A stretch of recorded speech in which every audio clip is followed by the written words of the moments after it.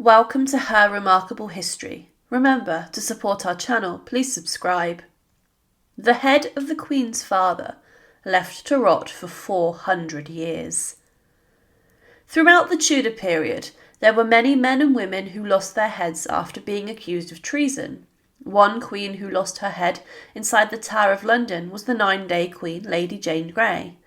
Following the death of Henry VIII's successor, Edward VI, Jane was named queen as the previous king wanted a strong Protestant monarch, but Jane would be deposed a number of days later as Mary I managed to oust her.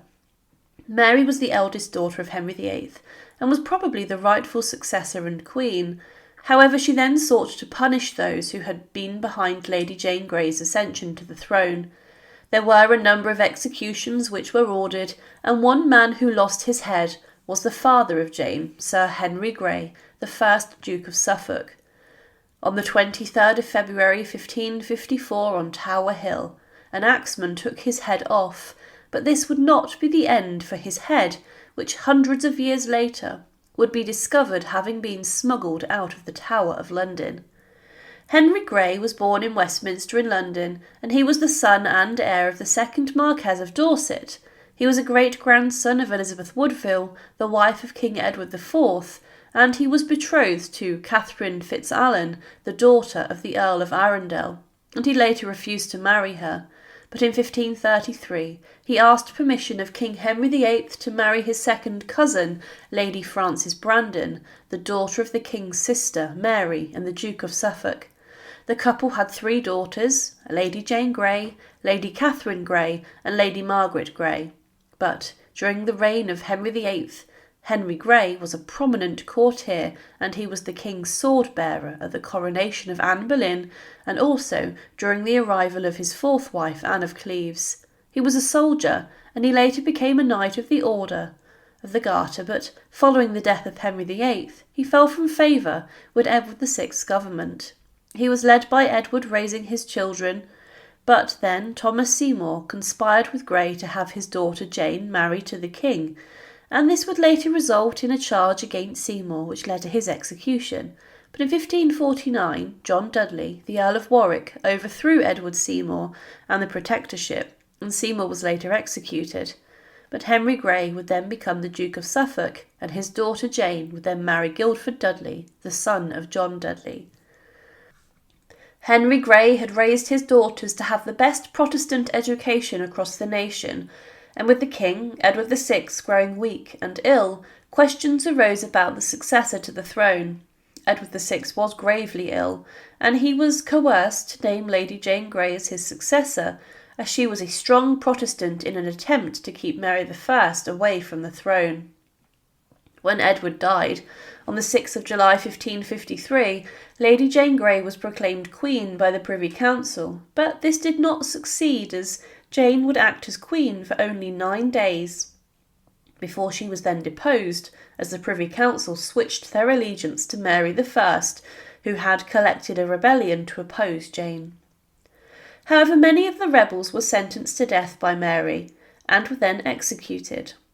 But to begin with, Henry Grey, along with Jane and his wife, who were close to Mary, was spared execution for a short period of time. But as times changed, Mary I would have a change of heart for fear of rebellion, and with this Mary then ordered the execution of Henry Grey, the father of the 9-day Queen. On the 23rd of February 1554, he was taken from the Tower of London to the public beheading spot on Tower Hill, where an axeman was dispatched to take his head clean off. He had been declared a traitor, and the axe took his head off. It just took one swipe of the axe to do this. However, after Henry Grey's execution, it was believed that his body was then taken back within the walls of the Tower of London, and that it was then buried inside of the chapel, known as the Chapel of St. Peter ad Vincula. The chapel was used as a place of worship for the tower's inhabitants and locals, but it was also a place where many Tudor people who were accused of treason and other crimes were buried following their executions. It was believed that Henry Grey was buried due to his high status on the left-hand side of the chancel, close to the altar, near to his daughter, Lady Jane Grey, and his son-in-law, Guildford Dudley. The altar was where a number of people of high birth were buried. However, during the restoration work inside of the chapel that took place between 1876 and 1877, many of the executed individuals' remains were found after the chapel was fitted with a new floor. The remains of people were disinterred and were then identified, and every effort was made to find out who these people were.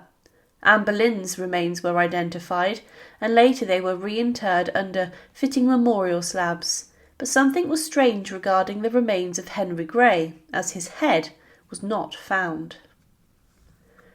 In 1851, though, the head of Henry Grey, the Duke of Suffolk, was unearthed and discovered in a vault in the Church of the Holy Trinity in Minories in the City of London.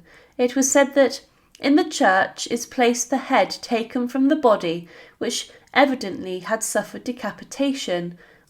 Although it is impossible to discover now the name of its possessor, it was the head of a male. But then in 1877, the head was examined by Queen Victoria's doctor, Dr. Frederick John Mowat, who examined the bones involved in the Tower of London. He wrote that the head was removed by rapid decapitation during life admits of no doubt. A large gaping gash, which had not divided the subcutaneous structures, shows that the first stroke of the axe was misdirected, too near to the occiput, and in a slanting direction. The second blow, a little lower, separated the head from the trunk below the fourth and fifth cervical vertebrae. The retraction of the skin, the violent convulsive action of the muscles, and the formation of a cup-like cavity with the body of the spinal bone at the base proved that the severance was effected during life and in cold weather. Dr. Mowat was very careful to not name the individual in his analysis, but he said that it took at least 2 blows to take the head from the body. The head was then documented in detailed drawings by the director of the National Portrait Gallery. It was this name who attributed the head of Henry Grey, the Duke of Suffolk. And he said that this head belonged to someone who was in the prime of their life. He also documented that 2 cut marks at the base of the neck. But if this was the head of Henry Grey, the Duke of Suffolk, it meant that the head was smuggled out of the Tower of London and was then buried within the Holy Trinity Church. The church itself is next to the Tower of London, so it would not have been a large distance to travel, but it is also believed to have been preserved in a tannic-rich oak sawdust which was used to pad the basket which held his head on the scaffold. But when it was discovered, the head had been preserved for 297 years. It was believed that Henry Grey's widow may have hidden it and taken it to make sure that it was not placed on a spike above London Bridge. The pair had both worshipped in the past at the Chapel of the Holy Trinity, meaning it was a place which was special for both of them. There was some debate, though, as to whether this was Henry Grey's head or not. Some claimed that it was not the Duke of Suffolk, and that in the 18th century there was a sexton at the church who had been cutting up the wood of the coffins in the vaults to use it to stoke the fire in his home. So he had been using the wood from the coffins at the church to heat his house, and during this, many of the bodies of the individuals were found to have been dismembered by the church workers' antics, and some alleged that the head came from this, and was not actually from an executed Tudor man who lost his head on Tower Hill. Comparisons were made between portraits to identify the head, but then, in the following year, after its discovery, the church where it was held was deconsecrated, and the head was moved to a new resting place at St. Boltaf's Church in Aldgate. In the following years, it was sealed in a vault in the crypt of this church, but then it was removed from the vault because of building works, and the rector of the church then buried it inside of the churchyard. So the head of Henry Grey has attracted a significant amount of debate around it, but what is certain is that it was the head of someone who met a bloody and brutal end during the prime of their life. This alludes to the fact it was someone who was executed nearby at Tower Hill, but Henry Grey was the father of a girl who became known in history as the 9-Day Queen. He was a man who championed the Protestant religion and also back education of his daughters, but he ultimately had a brutal and bloody end on Tower Hill, the sharp end of the executioner's axe. Thank you for watching, and to support, please subscribe to Her Remarkable History. Thank you.